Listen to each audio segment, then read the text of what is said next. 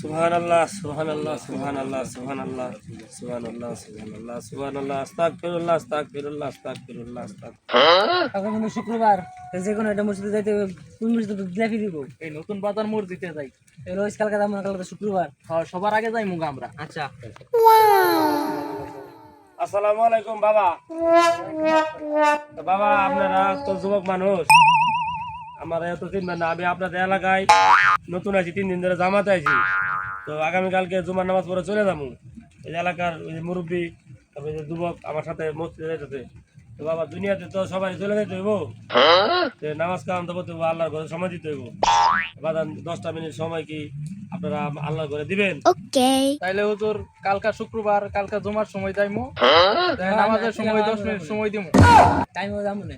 আমরা ওটা প্ল্যান করে যাইতেছিলাম মনে। আমরা কালকে মসজিদে নামাজ পড়তে যাবো।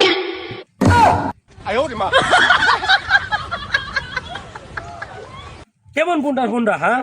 ও কালকে যাবো, কালকে তো যাবি, কালকে জিলাপি খাবি, কালকে বসে জিলাপি আজকে তাই তো না কোলাহান।